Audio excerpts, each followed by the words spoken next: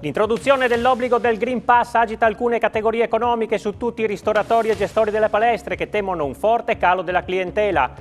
Primi effetti sulla campagna vaccinale delle nuove restrizioni legate alla certificazione verde. Oggi in regione sono state effettuate più di 7.000 prenotazioni, il doppio della media degli ultimi giorni. Continua il confronto a distanza sulle indennità e il ruolo dei sindaci dopo l'intervento di Martinez a Elettroshock e la replica di Roberti. Solidarietà ai primi cittadini dai colleghi del segretario PD Sciaurli. È stata inaugurata la nuova scuola Duca d'Aosta di Cordenons, dove nel 2012 crollò parte del soffitto. È stata riconsegnata alla città dopo 5 anni di ristrutturazioni.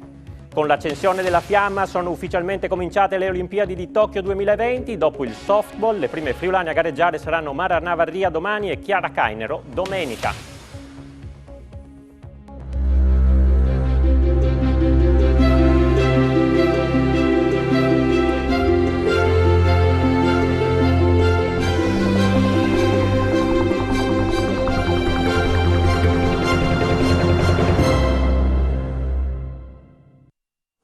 Buonasera e bentrovati all'edizione del nostro telegiornale. Dunque dal 6 agosto scatta l'obbligo del Green Pass per poter accedere a bar e ristoranti al chiuso, eventi e concorsi pubblici. Questa è la decisione del governo con il premier Mario Draghi che non ha usato mezzi termini sulla vaccinazione. Chi non la fa, ha detto, rischia di morire.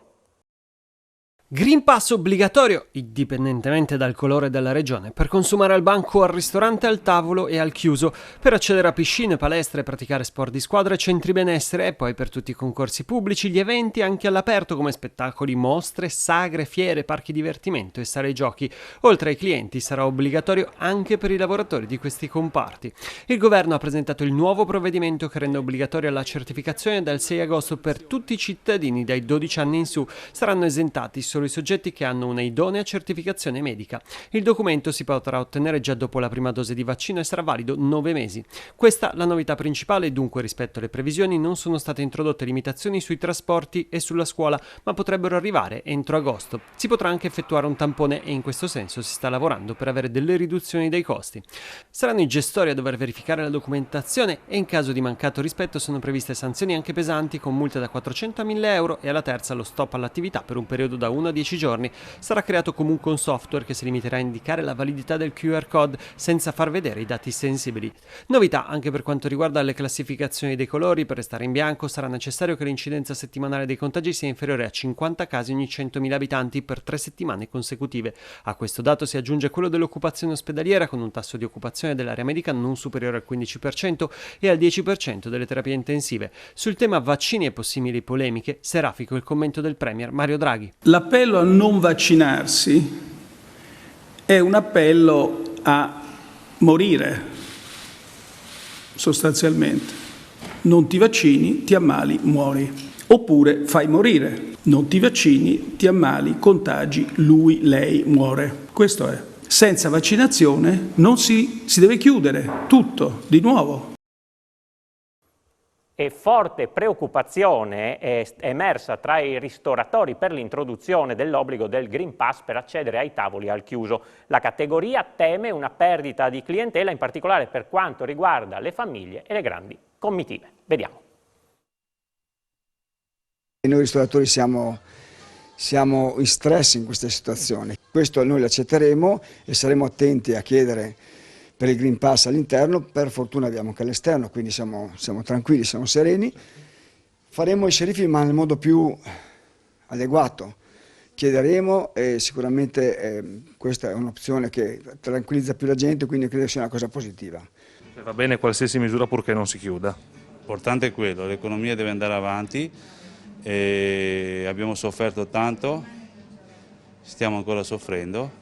Però insomma siamo fiduciosi nel governo, gli aiuti non sono stati sufficienti, però siamo ancora qua, abbiamo tirato un po' la cinghia, abbiamo fatto in modo di arrangiarci. La cosa più importante è quella di non chiudere per non fare la fine ovviamente dei mesi scorsi. Ci proviamo a dare il massimo come l'abbiamo sempre dato, cercando di non chiudere di nuovo la porta e stare fermi mesi e mesi, perché la cosa non piace a nessun commerciante. Soprattutto ristoratori che hanno a che fare con gente tutti i giorni da pranzo e cena, quindi è il nostro pane. Avete già qualche indicazione su come bisognerà usare questi dati? Come banalmente bisognerà leggere quel QR code del Green Pass? Assolutamente no, non abbiamo ancora nessuna indicazione, non abbiamo nessuna indicazione neppure, secondo me una criticità grossa sarà le tavolate che vengono prenotate e quando si presentano su 5 persone, 4 persone, una non ha Green Pass, noi cosa possiamo fare?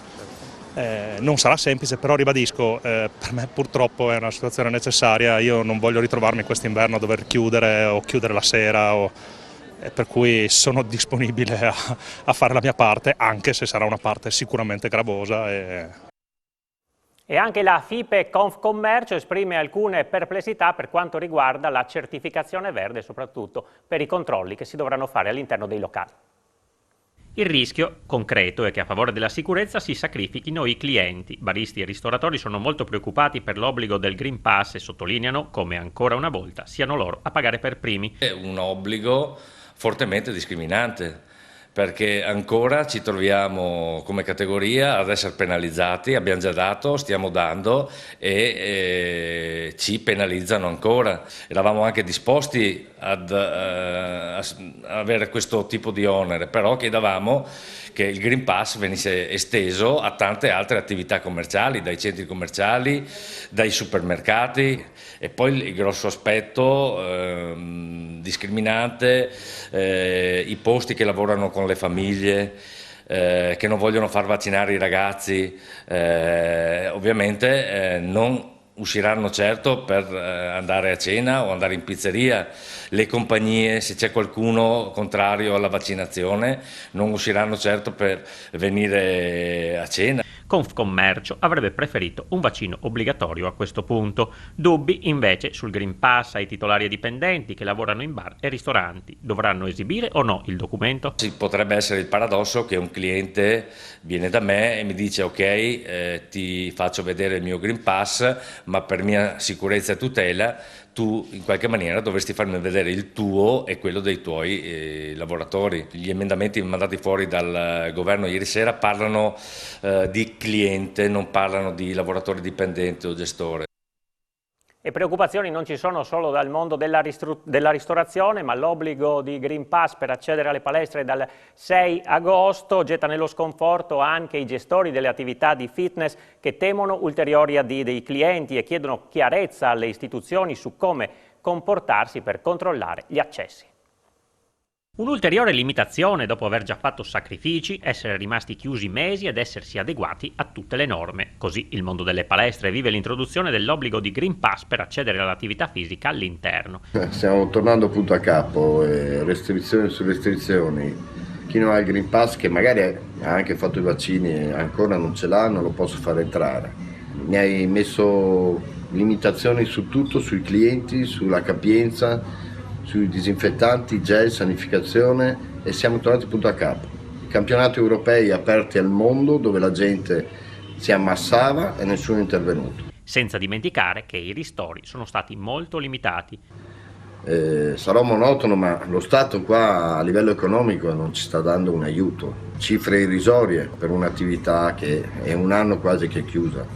E poi c'è anche il problema di come organizzare i controlli. Ancora non è chiara come verrà gestita questa cosa, perché io non posso mettermi certo all'ingresso, fermare tutti a controllare il Green Pass, o devo prendere una persona in più che stia qui a controllare. La gestione, queste regole qui veramente sono assurde e inconcepibili, gestite malissimo. Io voglio che mi diano delle risposte, Draghi o Federica, chiunque, venga qui e mi spieghi cosa devo fare e come lo devo fare, perché se non volete farmi lavorare me lo dite. In una settimana i contagi da Covid in Friuli Venezia Giulia sono aumentati del 74%, senza però un aggravio della situazione negli ospedali. La guardia però deve restare alta, sono 56 i nuovi contagi da Covid riscontrati oggi in regione a fronte di 5.682 test effettuati. La percentuale di positività è dell'1,02% per i tamponi molecolari e dello 0,88% per i rapidi antigenici. Non si registrano decessi e le terapie intensive Covid strutture restano vuote. Salgono a 9 i pazienti contagiati ricoverati in altri reparti. Le persone in isolamento sono 355. In tutta Italia intanto risale il valore di trasmissibilità del contagio RT che in Friuli Venezia Giulia ha raggiunto quota 1,24. E un caso di positività tra gli educatori ha costretto alla chiusura il GREST in corso alla parrocchia San Giorgio di Porcia. Il caso è stato individuato dall'azienda sanitaria che sta provvedendo ad effettuare i tamponi agli adulti del centro estivo che raggruppava anche i bambini della scuola di Palse e Porcia capoluogo. I circa 300 bambini coinvolti ai quali non è stato per ora effettuato il tampone sono stati lasciati a casa con l'invito da parte del sindaco Marco Sartini di segnalare l'eventuale insorgere di sintomi. Il Dipartimento di Prevenzione di Asfo sta monitorando la situazione.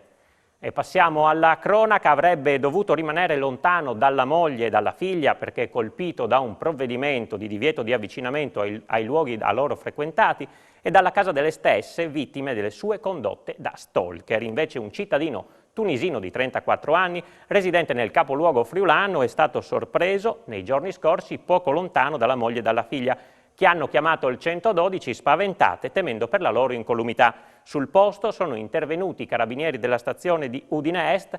Lo straniero è stato denunciato a piede libero per aver violato le disposizioni e ha colpito con schiaffi e spinte la moglie e il figlio di 4 anni per futili motivi e per questo un cittadino nordafricano di 44 anni è stato arrestato dai carabinieri della compagnia di Udine per maltrattamenti in famiglia e lesioni. L'episodio si è verificato alcune notti fa in un paese del Friuli Collinare dove vive la coppia. I militari dell'Arma sono intervenuti nell'abitazione dove era stato segnalato un violento alterco. Moglie e figlio sono stati medicati al pronto soccorso per le lievi lesioni riportate e accolti in un centro antiviolenza. Gli accertamenti condotti dai carabinieri hanno permesso di appurare che l'episodio si inseriva in un contesto di precedenti maltrattamenti. Convalidato l'arresto, l'uomo è stato scarcerato con divieto di avvicinamento ai luoghi frequentati dalle vittime.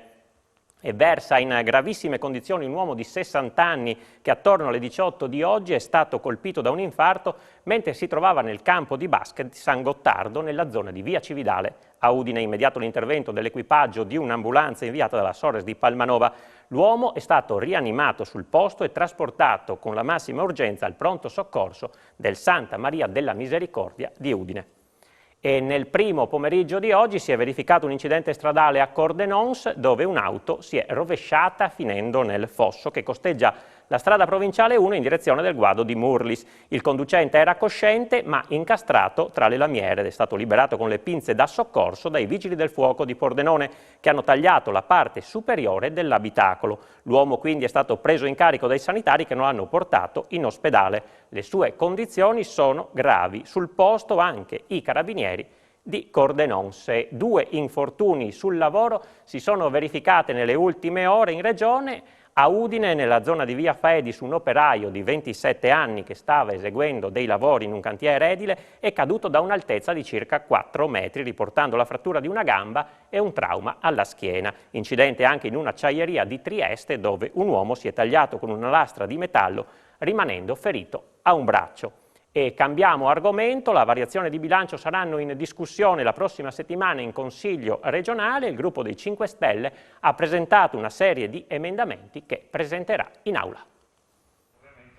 Chiedono investimenti importanti, in particolare sulle tasse, sulla sanità, sul lavoro e sul trasporto pubblico locale. Il Movimento 5 Stelle in Consiglio regionale con Cristian Sergo, Ilaria Del Zovo, Andrea Ossai e Mauro Capozzella hanno voluto presentare le proposte che faranno nel corso dei lavori della prossima settimana in Consiglio regionale per approvare le variazioni di bilancio. In primo piano imprese e ambiente. Il fatto che non si parli di agevolazioni IRAP, non si parli di detassare le nostre imprese è un qualcosa che stona e per quanto riguarda l'ambiente noi abbiamo già sottolineato come su 11 milioni che vengono stanziati dalla direzione ambiente, 5 vanno in realtà per incentivare le fonti fossili con l'aiuto per la benzina ai nostri cittadini, altri 2,5 servono per rimborsare canoni percepiti e non dovuti a una società, a un concessionario del grande idroelettrico, quindi riteniamo ovviamente che questo non sia l'attenzione dovuta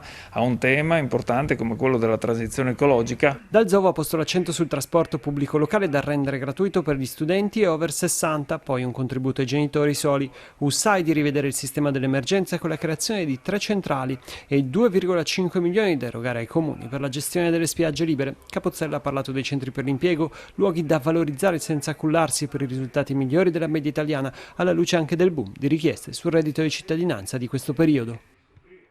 Continua il confronto a distanza sulle indennità e il ruolo dei sindaci dopo l'intervento di Martinez a Elettroshock e la replica di Roberti. Solidarietà ai primi cittadini arriva dai colleghi dal segretario PD Sciaurli. Continua il confronto a distanza sulle indennità e il ruolo dei sindaci dopo l'intervento del primo cittadino di Palmanova Martinez a Elettroshock e la replica dell'assessore regionale Roberti. Sulla vicenda intervengono amministratori locali ed esponenti di partito per esprimere solidarietà ai sindaci e per chiarire ulteriormente la questione indennità. Il senso delle istituzioni non esiste più in Friuli Venezia Giulia, scrive il segretario regionale del PD Cristiano Sciaurli su Facebook. Colpiscono e dispiacciono davvero gli attacchi di un assessore regionale a dei sindaci. Chi rappresenta le istituzioni dovrebbe ricordarsi di portare rispetto per chi è stato eletto dai cittadini, ancor di più se è un assessore esterno, e soprattutto riportare il dibattito e anche il confronto nelle sedi opportune e nei toni opportuni.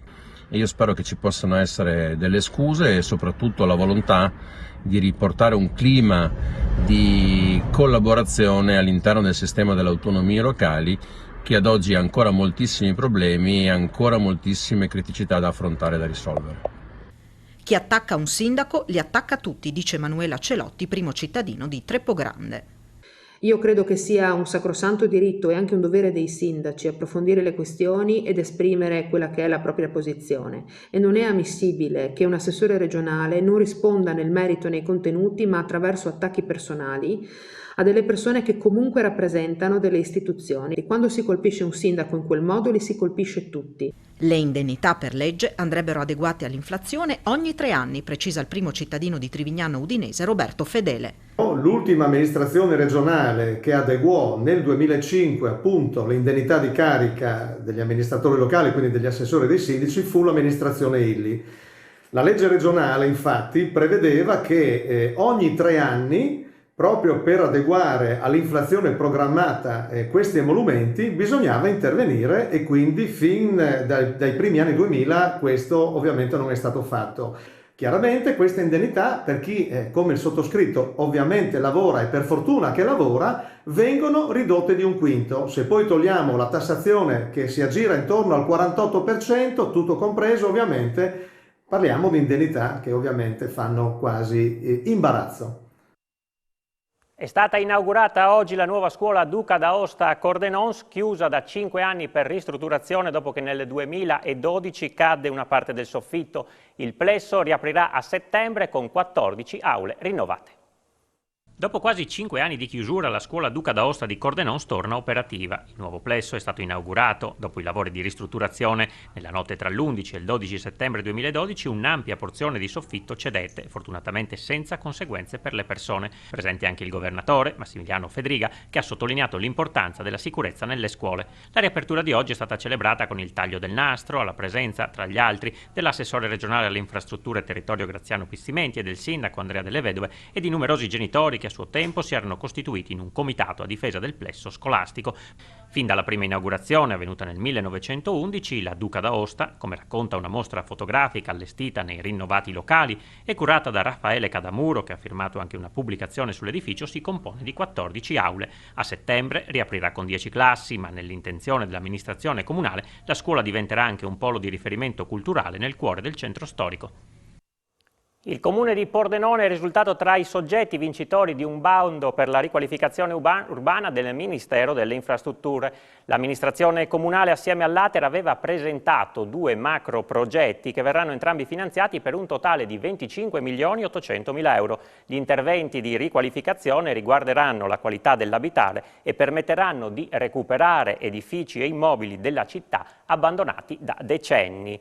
E Confidi Imprese FVG ha presentato oggi Confidi Cash, uno strumento di accesso al credito facilitato per le oltre 14.000 imprese associate in regione. Sono le imprese che hanno sofferto di più la crisi del Covid, ha commentato il presidente di Confidi Imprese FVG Vicentini, e che spesso hanno difficoltà ad accedere al credito nella maniera più tradizionale.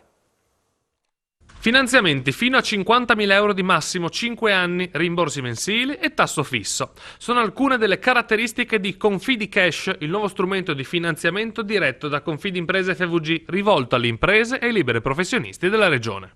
Questo è accessibile da tutti gli associati di Confidi Imprese, che in questo momento sono 14.500, ma tutti si possono associare. Noi siamo una cooperativa, siamo un braccio operativo della regione, ma non siamo un ente pubblico perché siamo a partecipazione privata. Faccio un esempio: un pittore, una parrucchiera, un piccolo artigiano, un commerciante che ha la necessità di avere un finanziamento veloce sotto forma digitale, con una risposta che va nelle 48 ore, capite che può essere uno strumento che esula dal circuito bancario, ma che gli può permettere in un momento di difficoltà di avere subito una risposta. È uno strumento che ho sposato davvero con piacere, una dimostrazione di quanto il nostro sistema Confidi in generale si stia evolvendo, quindi non più solo garanzie o servizi, ma anche aiuti concreti a quell'importante comparto produttivo della nostra regione, caratterizzato dall'essere micro o piccola impresa che difficilmente trovano credito in banca, con degli aiuti diretti in contanti fino a 50.000 euro. Insomma, penso che sia un segnale vero di aiuto, di sostegno e di vicinanza nei confronti delle nostre imprese, dei nostri imprenditori. Nuove macchine in produzione, turni di lavoro estesi alla notte, aumento delle ore di straordinario. Il comparto industriale della carta registra in Friuli Venezia Giulia un forte aumento nella richiesta delle commesse, specialmente per gli imballaggi di qualità. Mai come in questo periodo il settore della carta in Friuli Venezia Giulia registra un aumento di produzione, in particolare per il comparto degli imballaggi di qualità, molto resistenti e di tipo riciclato. In tutta la regione, spiega Riccardo Ucheddu, segretario generale SLC CGL dell'Udinese, dopo un periodo in cui c'è stato un notevole aumento del prezzo della materia prima, le aziende hanno aumentato anche il lavoro. Alcuni hanno attivato turni di notte, altri hanno inaugurato nuovi macchinari, altri ancora hanno aumentato le ore di straordinario per il personale dipendente. Una situazione buona, osserva il sindacalista, a eccezione della Pigna di Tolmezzo, dove sono stati dichiarati 10 esuberi. Quest'ultimo stabilimento, tuttavia, è in situazione di crisi perché deve riconvertirsi, realizzando ora per lo più buste e non imballaggi. In una situazione di aumento di commesse generalizzato, dice Ucheddu, non registriamo però assunzioni o stabilizzazione di persone che lavorano in forma precaria. Si punta sul personale già presente in azienda, con turni che diventano più lunghi e comprensivi di diverse ore di straordinario o lavoro notturno. Sono oltre 1 migliaio gli uomini e le donne che operano in questo comparto in Friuli Venezia Giulia. È tornata a casa in meno di una settimana la maglietta bianconera dell'Udinese, trafugata dalla scuola media di San Daniele del Friuli dopo l'amara scoperta lunedì, quando il personale della scuola si è accorto della scomparsa della maglietta e di altri oggetti dagli uffici. L'intera comunità si era riattivata per trovare la refurtiva, con in testa lo stesso sindaco Pietro Valente. Così questa mattina la maglietta dell'Udinese rubata è stata lasciata fuori dalla porta della scuola. Contavo in questo gesto riparatore, ha scritto il primo cittadino sulla sua pagina Facebook, e sono grato a chi ha fatto una riflessione personale di pentimento che lo ha spinto a riportare questa maglietta alla comunità scolastica. Ed è stata siglata una convenzione tra ASFO e Via di Natale che integra la disponibilità di letto degli hospice di Aviano e San Vito al Tagliamento, un riconoscimento al prezioso lavoro fatto sul territorio dall'associazione guidata da Carmen Gallini. L'azienda sanitaria Friuli Occidentale e la Via di Natale fanno sinergia attraverso una convenzione sottoscritta oggi. L'atto prevede l'accreditamento convenzionato degli attuali 10 posti che la struttura avianese ha gestito in proprio fino ad oggi. Si va così ad integrare la rete che attualmente già conta su 10 unità gestite dall'hospice dell'ASFO a San Vito al Tagliamento, portando la disponibilità complessiva nel territorio del Friuli Occidentale a 20 posti. Si tratta di una funzione di assistenza di fine vita non solo per pazienti oncologici, anche se saranno evidentemente prevalenti, anche anche per gestione di malattie neurodegenerative oppure anche SLA, insomma tante altre malattie che hanno una fase terminale che deve essere gestita sotto diversi aspetti, cominciando anche diciamo sotto l'aspetto della terapia del dolore. Soddisfatta la presidente della Via di Natale Carmen Gallini. Presente alla firma anche il vicegovernatore Riccardo Riccardi, che ha sottolineato l'importanza del lavoro svolto sul territorio dalla Via di Natale e l'impegno di ASFO nel sostenerla. Subito dopo di noi la pagina sportiva, perché sono cominciate oggi ufficialmente le Olimpiadi di Tokyo 2020 con la cerimonia dell'accensione del fuoco olimpico e la sfilata di tutte le squadre nazionali. Da domani si entra quindi nel vivo delle gare con le prime medaglie assegnate già nel weekend. La prima friulana a scendere in campo dopo le azzurre del softball sarà Mara Navarria con le eliminatorie di spada, seguita da Chiara Cainero. Degli appuntamenti degli azzurri friulani alle Olimpiadi, così come del Green Pass per il calcio dilettanti, si parlerà in Sport FVG subito dopo il telegiornale. Dopo le news sportive, spazio poi alle previsioni del meteo. Era questa l'ultima notizia per questa sera. Grazie per essere stati con noi e buona serata.